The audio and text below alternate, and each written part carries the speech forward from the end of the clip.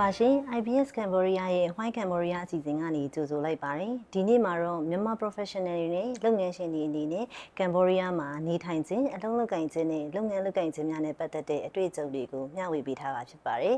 ဒီနေ့မှာကျမနဲ့အတူအတွေ့အကြုံတွေမျှဝေဖို့အတွက် Himawari Hotels and Apartment မှာ Director of Sales and Marketing Miss Moses Yadana နဲ့ Genius Coffee Cambodia မှာ Miss တင်လဲဆိုတို့ကိုဖိတ်ခေါ်ထားပါတယ်ရှင်မင်္ဂလာပါမိုးဆက်ရတနာပါမိုးဆက်ကတော့ကမ္ဘောဒီးယားနိုင်ငံဖနွမ်းပင်မြို့တော်ရဲ့ Himawari Hotel Apartment Singaporean Management Hotel မှာ Director of Sales and Marketing အနေနဲ့တာဝန်ယူပြီးလုပ်ကိုင်နေပါတယ်မင်္ဂလာပါဟုတ်ကဲ့တင်လဲပါဟုတ်ကဲ့ဒီမှာအခုလောဆယ်ကမ္ဘောဒီးယားနိုင်ငံဖနွမ်းပင်မြို့မှာအောင်နေလင်းထွန်းကမ္ဘောဒီးယားကုမ္ပဏီ Limited ကိုထူထောင်ပြီးတော့မြန်မာပြည်ကGenius Coffee ရဲ့ Honan Coffee ရဲ့ Blue Bond Coffee ရဲ့ကမ္ဘောဒီးယားနိုင်ငံမှာဖြန့်ပြီးရောင်းချနေပါတယ်ဟုတ်ကဲ့ဒါဆိုမှမိုးဆက်အနေနဲ့ကမ္ဘောဒီးယားနိုင်ငံမှာဟိုတယ်နဲ့ခီးသားဝန်ဆောင်မှုလုပ်ငန်းမှာလာရောက်လုပ်ကိုင်မှုအတွက်ဘယ်အရာတွေကစိတ်ဝင်စားစေခဲ့တာလဲဆိုတာကိုပြောပြပေးပါဦးဟုတ်ကဲ့မှာ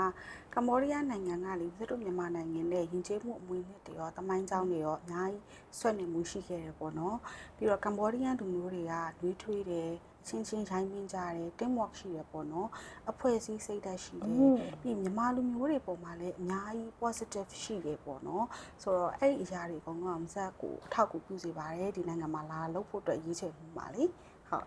ဟုတ်ကဲ့ကျေးဇူးတင်ပါတယ်ဟုတ်ကဲ့ဒါဆိုရင်မတ်တင်လဲအနေနဲ့ရောကမ်ဘောဒီးယားနိုင်ငံမှာဒီလိုကိုပိုင်လုပ်ငန်းကိုပိုင်စီးပွားရေးလုပ်ငန်းကိုဘယ်လိုမျိုးစတင်ဖြစ်ခဲ့လဲဆိုတာလေးပြောပြပေးပါဦးဟုတ်ကဲ့ပါရှင်ကမ္ဘောဒီးယားမှာကိုယ့်ရဲ့ကိုပိုင်လုပ်စီးပွားရေးကတော့အဓိကကတော့အမျိုးသားပေါ့နော်သူကအရန်ကိုဆရာထက်တန်တာပေါ့နော်ဆရာထက်တန်ပြီးတော့သူကကြတော့လေမာတက်စားလို့ရှင်ဒီ local knowledge ပိုများတယ်ပေါ့နော်သူက2003ခုနှစ်တည်းကကမ္ဘောဒီးယားနိုင်ငံမှာရောက်ပြီးတော့လှုပ်နေတယ်2005လောက်မှာစပြီးတော့သူကဒီမှာရှိတဲ့ဒီကောက်ကွင်းဆောက်တဲ့ကုမ္ပဏီတစ်ခုမှာသူက local rep အနေနဲ့တာဝန်ယူပြီးလုပ်ခဲ့ရတာဆိုတဲ့အခါကျတော့အဲ့အနေတောက်လျှောက်ဆိုတော့သူကဒါနဲ့ပတ်သက်တဲ့ကုမ္ပဏီတစ်ခု run တဲ့ကိစ္စတွေစီးပွားအလုပ်ကိုင်အဆက်အသွယ်တွေဘာညာတွေအကုန်လုံးသူကသူ့အဆက်အသွယ်နဲ့သူရခဲ့တယ်ပေါ့နော်ရခဲ့တယ်အမတို့ကလည်းကိုယ်ပိုင်စီးပွားရေးလေးလုပ်ဖို့အတွက်ဆရာထက်တန်တော့လိုက်ပြီးလေ့လာတာပေါ့လေ့လာပြီးစုံစမ်းတဲ့အချိန်မှာcoffee တော့တွေ့တာပေါ့နော်ဟုတ်ကဲ့ဒီကမ္ဘောဒီးယားကကြတော့ coffee တအားတောက်ကြတယ်ကိုကလည်း coffee ကိုစိတ်ဝင်စားတယ်ကြိုက်တယ်လို့ဖြစ်တဲ့အတွက်အဲ့ဒါလေးကိုလိုက်ပြီးစဉ်းစားလိုက်တဲ့အချိန်မှာမြန်မာပြည်ကညဉ့်ကြီးရှင် Genius Coffee နဲ့ချိတ်ဆက်ပြီးတော့ Genius ရဲ့ product ကိုလည်းတကယ်ကိုယုံကြည်ပြီးတော့ကြိုက်တဲ့အတွက်Genius ကုမ္ပဏီနဲ့လက်တွဲပြီးတော့လုပ်ဖြစ်ခဲ့တာပေါ့နော်ဟုတ်ကဲ့အဲ့လိုစပြီးလုပ်တဲ့အချိန်မှာလေဟိုဘက်က Genius က founder ဦးငွေထွန်းကလည်းမတို့နဲ့ဒီမှာ join လုပ်ပြီးတော့ကမ္ဘောဒီးယားရုံးခွဲအနေနဲ့2018ခုနှစ်မှာစပြီးတော့စတင်လုပ်ကိုင်ခဲ့တာပေါ့နော်ဟုတ်ကဲ့သူတို့ဘက်ကနေမတို့ဘက်ကိုအများကြီး supporting ပေးခဲ့ပါတယ် technical ဘိုင်းနေ training ဘိုင်းနေအကုန်လုံး supporting ပေးခဲ့တာပေါ့နော်ဟုတ်ကဲ့ပါဟုတ်ကဲ့ကျေးဇူးတင်ပါတယ်ဟုတ်ကဲ့အခုတော့မတ်မိုးဆက်အတွက်နောက်မေးခွန်းတစ်ခုပေါ့နော်အခုဆိုကမ်ဘောဒီးယားနိုင်ငံရဲ့ဒီ hospitality ဘိုင်းကိုလာရောက်လုပ်ကိုင်ကြတဲ့မြန်မာ professional တွေလည်းအများကြီးရှိနေပြီပေါ့အဲ့တော့မတ်မိုးဆက်အနေနဲ့သူတို့ကိုဘယ်လိုများအကြံဉာဏ်နေပေးချင်ပါသလဲဟုတ်မဆုမရေမဆက်ကတော့အကြံပေးချင်တာကဒီနိုင်ငံကိုစပြီးတော့လာတော့မယ်ဆိုရင်ပေါ့နော်လာပြီးအလုပ်လာလုပ်တော့မယ်ဆိုရင်ဒီနိုင်ငံရဲ့သမိုင်းကြောင်းတွေဒီနိုင်ငံလူမျိုးရဲ့ do's and don'ts တွေပြီးတော့ဒီနိုင်ငံရဲ့ဘယ်လိုပြောမလဲထင်ကြီးမှုတွေကိုစပြီးတော့လေ့လာခဲ့စေချင်တယ်ပေါ့နော်ကြိုပြီးတော့ဖတ်ထားခဲ့စေချင်ပါတယ်အဲ့ဒါမှသာလဲဒီနိုင်ငံကိုချစ်တက်လာမယ်ပြီးတော့ဒီနိုင်ငံအစားအစာလူမျိုးတွေရဲ့အကြောင်းတွေကိုပို့ပြီးသိလာမယ်ပြီးတော့နောက်တစ်ခုကhospitality industry မှာလုပ်မယ်ဆိုရင်ပေါ့နော် connection ကအရင်ကြီးကြည့်ပါတယ်ဆိုတော့မစကတော့အကြံပေးချင်တာကဒီမှာရှိနေတဲ့ networking ပွဲတွေ industrial ပွဲတွေပြီးတော့ဒီ training တွေပေါ့နော်ဝင်ပြီးတော့ join နေကိုယ့်ရဲ့ networking ကို relationship တွေကို build up လုပ်စေချင်တာပေါ့နော်အဲ့ဒါမတမ်းမှအရေးကြီးပါတယ်ဟုတ်ကဲ့အရင်ဟုတ်အထောက်ကူရပါတယ်မမစဲဖြေပြီးရပြီးတော့နောက်တစ်ခုကဘယ်လိုလဲဆိုတော့ဒီနိုင်ငံကမစက်တို့နိုင်ငံလိုပဲဖွံ့ဖြိုးဆဲကာလပေါ့နော်ဆိုတော့မစက်တို့ဒီနိုင်ငံမှာလူဆန်အားအရင်းမြစ်ကအရန်ကြီးမရှိသေးပါဘူးမဟုတ်ပါတယ်ဆိုတော့မစက်တို့ကိုယ်တိုင်အတွက် developing ဖြစ်ဖို့တခုတည်းမဟုတ်ဘဲနဲ့ကိုယ်တတင်းလုံးကိုပါကိုလူမျိုးတကယ်တော့တခါတည်းစူးစမ်းရင်းနဲ့အတူတကွရွေးဖို့အတွက်ပေါ့နော် long term လေးကို plan စီစဉ်တာပါဟုတ်ကဲ့လာ try တယ်ပြန်သွားတယ်အဲ့လိုမျိုးပေါ့ ပေါ့နော်တော်တော်များများ expert တွေမှာတွေ့ရတယ်ပေါ့နော်ဆိုတော့ဒီနိုင်ငံကသိစေချင်တာဒီနိုင်ငံက developing ဖြစ်ခါစားနိုင်ငံလေးပဲဖြစ်နေသေးတာကိုကြိုပြီးတော့လေ့လာခဲ့စီချင်တာပါဟုတ်ပါတယ်တချို့တွေကြားတယ်အလုပ် join နဲ့ခဏလေးနဲ့ပြန်ပြီးတော့တခြားတနေရာတခြား organization ကိုပြောင်းသွားတယ်ဒါမျိုးဆိုလို့ရှိရင်တော့ team builder လည်းမဖြစ်ဘူးအဲ့လိုမျိုးတွေပြောချင်တာပေါ့နော်မလာခင်မှာပေါ့နော်ဟိုဘယ်လိုပြောမလဲဒီဇက်တို့စင်ကာပူတို့တခြားနိုင်ငံတွေလိုမျိုးအရင် expedition ထားလို့မရနိုင်တာလေးတွေကိုကြိုပြီးတော့လေ့လာပြီးဖတ်ကြည့်စင်တာမျိုးလေးပါဟုတ်ကဲ့ပါရှင်ကျေးဇူးတင်ပါတယ်အရင်ကိုထောက်ကူဖြစ်ပါတယ်ဒီဖြေလေးရလေဟုတ်ကဲ့ဒါဆိုလို့ရှိရင်အခုဒီမိကုန်းလေးကတော့မတ်တင်လေးကိုမိချင်တာပါကမ်ဘောဒီးယားမှာလုပ်ငန်းလာရောက်စတင်ပြီးတော့ဖွဲ့စည်းပြီးလုပ်ကိုင်ခြင်းတဲ့လုပ်ငန်းရှင်တွေကိုမတ်တင်လေးအနေနဲ့ဘယ်လိုမျိုးအကြံဉာဏ်လေးများပေးခြင်းသေးလဲပထမဆုံးလုပ်တဲ့အကြံဉာဏ်လေးတွေမျိုးပေါ့နော်ဟုတ်ကဲ့ပါရှင်ဟုတ်ကဲ့ကမ်ဘောဒီးယားမှာအခုလာပြီးတော့စီးပွားရေးလုပ်ငန်းစပြီးတော့ဒီထောင်ကျင်းတဲ့လုပ်ငန်းရှင်တွေအနေနဲ့ကတော့အကြံဉာဏ်ပေးချင်တာကတော့ကိုကမ်ဘောဒီးယားနိုင်ငံရဲ့အကြောင်းလူမျိုးတွေရဲ့အကြောင်းသူတို့ရဲ့အကျင့်စရိုက်သူတို့ရဲ့အကြိုက်ခုနကမိုးဆက်ပြောသွားသလိုပဲပေါ့နော် culture ကလည်းအမတို့မြန်မာနဲ့အရင်ကြီးမကွာဘူးဆိုပေမဲ့လည်းတူပါတယ်တူတော်တော်များများတူပါတယ်ဒါပေမဲ့နိုင်ငံတစ်နိုင်ငံနဲ့တစ်နိုင်ငံဆိုအနေငယ်ကွာခြားမှုလေးတော့ရှိတာပဲလေဟုတ်ကဲ့ဆိုတော့အဲ့လိုဟာမျိုးကိုအမကတော့တိတိကျကျလေးထဲထဲဝင်လေ့လာစီခြင်းလေသူများချီကအကြံဉာဏ်ယူတာလဲယူတာပေါ့နော်ဟုတ်ကဲ့ရှိပြီးသားရှေ့ရလူတွေလည်းအကြံဉာဏ်ယူတာလဲယူတာကိုတိုင်းလားဒီမှာလေးလားကိုလှုပ်ချင်တဲ့အလုပ်ကိုပေါ့နော်ဒီလိုဒီကိုကမ်ဘောဒီးယားကိုလာပြီး1ရက်2ရက်လောက်တိုးလေးပတ်ကြည့်ပြီးတော့အဲ့လိုဆိုတော့ bucket လေးလိုက်ကြည့်ဆိုရင်ဒါတော့အပေါ်ရံပဲရမှာလေနော်ဟုတ်ပါတယ်ဆိုတော့အခါကျတော့အဲ့လိုတေးချာလေးဒီမှာနေမယ်ကိုဘာလုပ်ချင်တာလဲကိုလုပ်ချင်တာ product လား service လားကိုလုပ်ချင်တဲ့ဟာပေါ်မူတည်ပြီးတော့ကိုလုပ်မဲ့ product ဆိုလို့ရှိရင်ရောဒီဘက်ကလူမျိုးတွေကြိုက်နိုင်လားသူတို့ရဲ့ taste ကဘယ်လိုလဲသူတို့ရဲ့အရာတာဘယ်လိုလဲ service ဆိုလို့ရှိရင်ရောသူတို့အတွက်တကယ်လိုအပ်နေတဲ့ service လားကိုမှရှိတဲ့ service ကိုဘယ်လိုလေးနည်းနည်း modify လုပ်လိုက်မလဲဘယ်လို product ကိုအဲ့လိုပုံစံမျိုးလေးပေါ့နော်ဆိုတော့ကိုကဒီမှာအချိန်ပေးပြီးလေ့လာပြီးတော့ဒီမှာနေပြီးတော့တည်တည်ချာချာသူတို့လူမျိုးတွေကိုလေ့လာတဲ့ခါကျတော့ကိုတကယ်စလုပ်မဲ့လုပ်ငန်းအတွက်ကိုကလုပ်ငန်းလုပ်ပြီးဆိုပါ investment တွေပါလာပြီလေဟုတ်တယ်ဆိုတော့အဲ့ဒီဟာတွေအတွက်ကိုအမားတို့ကကိုအတွက်အမှားနေမယ်အဆုံးရှုံးနေမယ်အချိန်ပေးပြီးတော့လေ့လာစီချင်တာပေါ့ဟုတ်ကဲ့ဒါဆိုရင်တော့အမပြောချင်တာကိုယ့်ရဲ့ business ကိုလည်းဒီ local culture နဲ့ fit in ဖြစ်အောင်လုပ်ဖို့အတွက်ကိုအချိန်ပေးပြီးလေ့လာစီချင်တာပေါ့အကြံဉာဏ်မျိုးပေါ့နော်အရင်ကိုကျေးဇူးတင်ပါတယ်တချို့ product တွေဆိုမှတော့နည်းနည်းလေး adjustment လုပ်ရတာတွေရှိမယ်လေသူတို့အကြိုက်သူတို့ taste ကိုဖြစ်အောင်မျိုးတွေပေါ့နော်အဲ့လိုမျိုးတွေပါအရင်ကိုကျေးဇူးတင်ပါတယ်ဒီအဖြေလေးကတော်တော်ကိုလုပ်ငန်းစားဖို့စဉ်းစားနေတဲ့သူတွေအတွက်ဆိုရင်တော့အရင်ထောက်ကူဖြစ်မှာပဲဒါလေးဟုတ်ကဲ့ပါရှင်ဟုတ်ကဲ့ပါကျေးဇူးတင်ပါတယ်ဟုတ်ကဲ့ဒီတစ်ခါတော့မမိုးစက်ပေါ်ဖြေပေးပါအောင်ကမ်ဘောဒီးယားမှာ expatriate တယောက်အနေနဲ့အလုံးလုံးကင်နေစီမှာဘယ်လိုမျိုးကောင်းကျိုးတွေရှိတယ်နောက်ပြီးတော့ challenge တွေရောဘယ်လိုမျိုးလေးရှိလဲ share ပေးပါအောင်ဇက်ကြိုက်တဲ့အချက်လေးတွေပေါ့နော်ဇက်ကြိုက်တဲ့အချက်လေးတွေအောင်ဇက်တို့ team မှာဆိုရင်ဒီဟိုတယ်မှာလုပ်နေတဲ့ဟိုဘယ်လိုပြောမလဲ level alike ပေါ့ဇက်တို့မှာ department head တွေရှိတယ်ဇက်တို့မှာဟိုအခြေခံဝန်ထမ်းတွေရှိတယ်အချင်းချင်းအရန်ကိုညီကြတယ်အရန်လေးစိတ်ရှိကြတယ်တယောက်နဲ့တယောက်အရန် caring လုပ်တယ်ပေါ့နော်အဲ့အရာအရန်ဟိုသဘောကျတယ်လို့တွေ့ရတယ်ပေါ့ဒါမှမဟုတ်စပြီး join ပြီးတော့ဒီတစ်ပတ်လောက်အတွင်းမှာစပြီးသတိထားမိတဲ့အရာပေါ့ဟိုတယောက်နဲ့တယောက်အပြန်အလှန်ညှင်းခုန်တာမျိုးတွေဆိုမရှိဘူးဟို solution တစ်ခုခုအတူတူဝိုင်းပြီးတော့ဒါကိုဘယ်လိုဖြစ်သွားအောင်အတူလုပ်ကြမလဲပေါ့နော်အဲ့လိုဟာမျိုးလေးတွေအရန်ကိုတွေ့ရတယ်ပေါ့နော်နောက်တစ်ခုကသူကအလုပ်ငန်းတွေမှာမဟုတ်ဘူးပေါ့နော်မိသားစုထဲမှာဆိုရင်လည်းမိသားစုကိုအရန်အချိန်ပေးတယ် caring လုပ်တယ်ဇက်တို့ team မှာဆိုလို့ရှိရင်ဟိုငယ်တဲ့လူတွေပုံများတယ်ဆိုရင်ဟိုအများနဲ့ပြန်ကြရတယ်ခါကြရင်အဖွားအတွက်ဆေးဝယ်ပေးတယ်အဲ့လိုမျိုးပေါ့နော်ဇက်တို့စီမှာဆိုဇရိုက်ကလေးရှိတာပေါ့နော်ဟုတ်တယ်အဲ့လိုမျိုးဟာလေးတွေတော်တော်တွေ့ရတယ်ပေါ့ဆိုတော့အဲ့ဒါလေးတွေကိုတော်တော်သဘောကျပါတယ်နောက်တစ်ခုကကြတော့ challenge နဲ့ပတ်သက်ရင်ကြတော့ challenge ကတော်တော်လေးစဉ်းစားရမယ်ပြောရမှာဆိုတော့တိတ်တောင် challenge ရလို့တိတ်တော့မရှိပါဘူးဟုတ်ကဲ့ဒါပေမဲ့ချာချာဖွေးဖွေးစဉ်းစားကြည့်မယ်ဆိုရင်ကြတော့ဟိုကောင်းတာဆိုတာတွန်တွဲနေအောင်ပေါ့နော်သူကကပြောသလို patient ဖြစ်တယ် kind ဖြစ်တယ်ဆိုတဲ့အခါကျတော့လုပ်ငန်းခွင်မှာအဲ့လိုငယ်ရွယ်တဲ့ဒီ colleague တွေပေါ့နော်တချို့ကတချို့ strictly ပြောရမယ်ဟာမျိုးတွေတချို့အရာတွေဆုံးဖြတ်ချက်တွေကိုချရမယ့်ဟာမျိုးတွေမှာဆိုရင်တို့ encourage လုပ်ရတယ်ပြောမရဘူးလို့ပြောရမယ့်ဟာမရတာဟိုဒီ deadline အတွင်းမှာလုပ်ရမယ့်ဟာကဖြစ်နိုင်တာမဖြစ်နိုင်ဘူးဆိုတဲ့ဟာကိုတခါတည်းဟိုပြပြတသားပြောရတယ်ဆိုတာမျိုးတွေပေါ့နော်အဲ့ဒါမျိုးတွေဒီမှာနည်းနည်းပိုပြီး encourage လုပ်ရတယ်ပေါ့ဆိုတော့ဒါ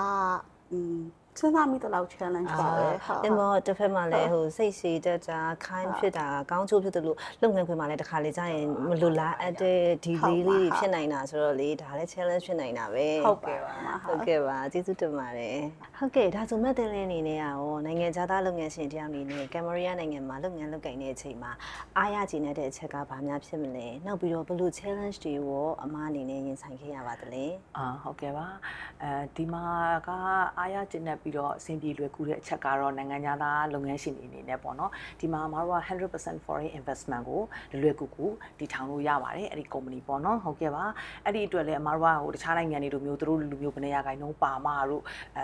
အဲ့ဒီသူတို့လူမျိုးအလုပ်ခံပေးရတာတို့အဲ့ဒါမျိုးတွေမတို့မှာမရှိပါဘူး 100% foreign investment ကိုလွယ်ကူကူရပါတယ်အဲ့ဒီအတွက်လည်းအဲ့ဒီလိုဖြစ်တဲ့အတွက် local company နဲ့နိုင်ငံသားပိုင် companyကကွာခြားမှုဆိုပြီးတော့အစိုးရရဲ့မူဝါဒကကြီးကြီးမားမားကြီးတတ်မှတ်ထားတာမရှိပါဘူးဟုတ်ကဲ့မှာပါအစီအပြေချောမွေ့ရပေါ့နော်ဟုတ်ကဲ့အဲ့ဒါလေးတခုကတော်တော်လေးကောင်းတဲ့အချက်ပေါ့နော်နောက်ပြီးတော့မတို့ဝန်ထမ်းပေါ့ဝန်ထမ်းတွေအနေနဲ့ကကြတော့လေခုနသူတို့တွေကအရန်ကိုဒေါသနေပြီးတိခံတတ်တဲ့စိတ်ထားတအားကောင်းတဲ့လူတွေဖြစ်တဲ့အတွက်အမားတို့ကဝန်ထမ်းထိန်းသိမ်းရတဲ့ပြဿနာတော်တော်လေးနည်းပါတယ်ဘလို့လူမျိုးကိုပဲနေမြေမတူတဲ့နေရာမတူတဲ့လူတွေကဝန်ထမ်းတွေတူတူတွဲပြီးအလုပ်လုပ်ရလဲသူတို့ချင်းချင်းပြဿနာတက်တယ်ဆိုတာလည်းမရှိဘူးကိုတွေကိုအဲ့ဒီအတွက်ရှင်းပေးရတယ်ဆိုတာလည်းမရှိဘူးသူတို့ချင်းကိုတဲ့သွားကြတာပဲသူတို့ချင်းပြန်တင်သွားကြတာ လုပ်ငန်းတွင်မှာခေါင်းကိုက်စရာတိတ်မရှိဘူး ခေါင်းကိုက်စရာအဲ့ဒါလည်းပတ်သက်လို့မရှိဘူးရှေ့ကတယောက်ကတီဗီသားတယောက်ကလည်းနောက်လူကို share ဖို့ဆိုတာလည်းသူတို့အတွက်ကအရန်ကိုလွယ်ကူတယ်လို့ပညာရှိုးတယ်ဘာညာသူတို့မှဘာမှမရှိဘူးအရန်ကိုသူတို့ကလေတယောက်တအားကိုကူညီကြတာဒီအတွက်မတို့ဘယ်လောက်ဘာမှပညာပြတာလုံးဝကိုမရှိတာပညာအဲ့လိုကိုလုံးဝကိုမရှိတာငါတက်သမျှကိုသူတို့ကိုသင်ပေးလိုက်မယ်အဲ့လိုပုံစံမျိုးပဲရှိတယ်ဆိုတဲ့အတွက်ဝန်ထမ်းထိန်းသိမ်းရတဲ့အပိုင်းမှာကြတော့တော်တော်လေးဟိုအဆင်ပြေချောမွေ့တယ်ပေါ့နော်အရန်ကိုစိတ်ချမ်းသာရပါတယ်ခုနလိုမျိုးဒီ challenge အနေနဲ့ကတော့ပေါ့နော် challenge အနေနဲ့ကတော့ဒီနိုင်ငံကနိုင်ငံအရင်မကြီးဘူးလူဦးရေကလည်းမတို့နိုင်ငံတဲ့ဆိုင်နေတယ်ဆိုတဲ့အတွက်သူတို့ရှိတဲ့ market size ကလေးတဲ့ရှိတဲ့ဟာကိုမတို့ကနည်းနည်းလေးကိုဘာလုပ်ချင်တာလဲကိုနည်းနည်းလေးရွေးချယ်တတ်ဖို့တော့မှန်ကန်ကန်လေးရွေးချယ်တတ်ဖို့တော့အကြံဉာဏ်ပေးချင်ပါတယ်။နောက်ပြီးတော့ဒီနိုင်ငံကခုနလိုမျိုးဒီ public transport ကအရင် develop မဖြစ်သေးတဲ့အတွက်ပေါ့နော်။ကိုလုံးမဲ့အလုပ်ကဘယ်နေရာလဲဘာလုပ်ငန်းအမျိုးအစားလဲအဲ့လိုပုံမူတည်ပြီးတော့ location ကို right location တွေကိုရွေးတတ်ဖို့တော့လေလိုသေးတာပေါ့နော်။ကိုယ့်ရဲ့ target customer တွေကဘာလဲအဲ့လိုနေရာများမှာဘာလဲကိုကဘယ်လိုနေရာသွားချင်တာလဲဆိုတော့အဲ့ဒီဟာလေးကိုတကယ် location မှားသွားလို့ရှင်သွားရတဲ့ transportation ဘာညာအစား cost ရှိတယ်လေဟုတ်ကဲ့အဲ့လိုမျိုးတွေရှိတယ်နောက်တစ်ခုကကြတော့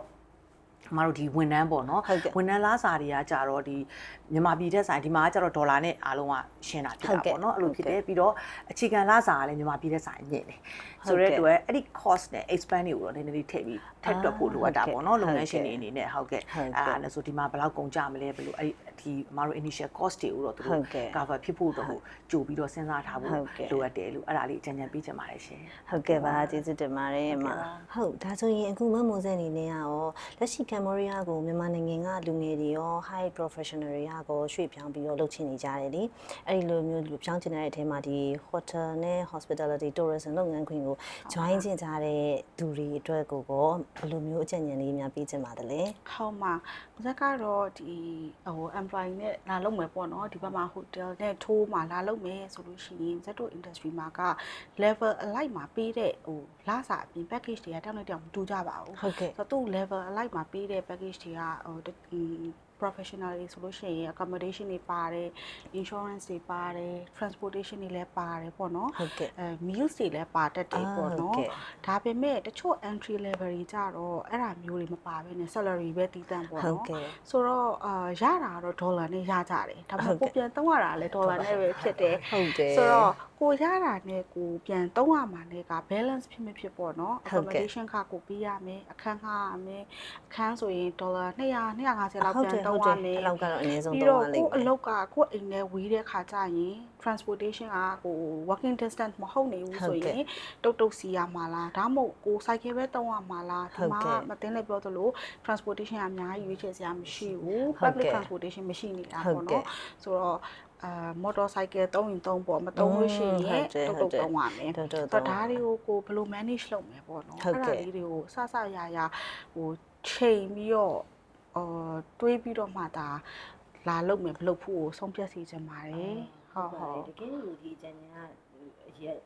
ကြီးပါတယ်ဘာလို့ဒေါ်လာနဲ့ဝင်နေဟိုအခြေခံလာစာမြင့်နေဆိုတဲ့အချက်တစ်ခုလေးနဲ့လေလာမယ့်ခါမာတွေအတွက်ကအဆင်မပြေနိုင်ဘူးပေါ့နော်ပြန်သုံးရမယ့်စရိတ်ဆိုတော့ဒါဆိုရင်တော့သူတို့ရတကယ်ကိုသူတို့ရဲ့ package တွေ benefit တွေနဲ့ expense တွေတေချာချိန်မရမှာဟုတ်ပါတယ် local တွေလည်းဒီလားစာပြင်မဲ့ local တွေကကြတော့သူတို့မှာအိမ်ရှိတယ်သူတို့မှာက cycle ကိုစီရှိကြတယ်ဆိုတော့ဒီဟာတွေကိုပြန်သုံးကြမလို့ပေါ့နော်ကိုယ့်အတွက်ကြတော့ local လားစာနဲ့ရတဲ့အဆင်ပြေတယ်လုပ်မယ်ဆိုပေမဲ့လည်းဒါတွေကတခြားဟာတွေကိုဖဲ့ထုတ်ပေးရတော့မှာအဲ့လိုအိမ်ခန်းငါးကားတွေပေးရမယ်ပေါ့နော်ဆိုတော့ဒါတွေ balance ပြဖြစ်ကိုတေချာလေးကိုတော့တေချာတွက်ပြီးတော့မှဒါလာမှာဟုတ်ကဲ့ကျေးဇူးအများကြီးတင်ပါတယ်ဟုတ်ဒါဆိုရင်မတင်လေးကိုနောက်မိကုလေးတစ်ခုမြင်ချင်ပါတယ်ကမ်ဘောဒီးယားကတော့အခုလက်ရှိအခြေအနေကနေပေါ့နော်နောက်ထပ်ရောက်လာမယ်နိုင်ငံခြားကချင်းညွှန်နေမှုလုပ်ငန်းရှင်တွေအတွက်ပေါ့ဘယ်လိုမျိုးလားလာရရှိမယ်လို့မတင်လေးအနေနဲ့သုံးသပ်ချင်ပါတယ်ဟုတ်ကဲ့ပါအခုအမသုံးသပ်ရင်တော့ဒီကမ်ဘောဒီးယားကတော့အမနေခဲ့တဲ့10နှစ်ကျော်ကာလမှာပေါ့နော်ဟုတ်ကဲ့တော်တော်ကိုတိတိတတ်တာတိုးတက်ပြောင်းလဲလာတယ်ပေါ့နော်ဒီဟုတ်ကဲ့ high pay တွေထွက်လာတဲ့ခုဆိုရင်ဒီနှစ်ဆိုလေစိတ်အစ်ကြီးပေါ့နော်လေစိတ်အစ်ကြီးလည်းဖွင့်လာပြီးနောက်ပြီးတော့နောက်တစ်ခုကကြတော့ဒီမှာတစ်နှစ်ထက်တစ်နှစ်ကို international school တွေကအရန်ပေါ်လာတယ်အရန်ပေါ်ဒါနိုင်ငံတစ်နိုင်ငံမှာကျောင်းတွေပေါ်လာရဲဆိုတော့တကယ်ကိုကောင်းတဲ့အလားလာပဲလေဟုတ်ကဲ့အရန်ဟိုအဲ့တော့အဲ့ဒါတွေကလည်းတိတိတကိုနိုင်ငံပေါင်းစုံကဟို international school တွေကဝင်လာတယ်ပေါ့နော်ရှိတယ်အဲ့လိုမျိုးတွေတိုးတက်ပြောင်းလဲမှုတွေမြင်ရတယ်ပေါ့နော်ဆိုတော့အဲ့အတွက်ဟိုရှေးလျှောက်အလားလာရှိဖို့ပဲမြင်ပါတယ်ဟုတ်ကဲ့အဲ့တော့အခုချိန်မှာတော့စီးပွားရေးလုပ်ငန်းတွေအရှင်တွေအနေနဲ့ကတော့ကိုဘယ်လို market မျိုးကိုဝင်ပြီးတော့ဦးထားနိုင်မလဲပေါ့နော် setup လုပ်တဲ့ဟာမျိုးလေးတွေပေါ့နော်ဟုတ်ကဲ့အဲ့လိုဟာမျိုးလေးတွေစပြီးတော့အခုချိန်မှာ setup လုပ်ထားနိုင်ရင်တော့လေကောင်းတာပေါ့နော်အဲ့လိုလုပ်မယ်ဆိုလို့ရှိရင်လည်းကိုတကယ်ဟို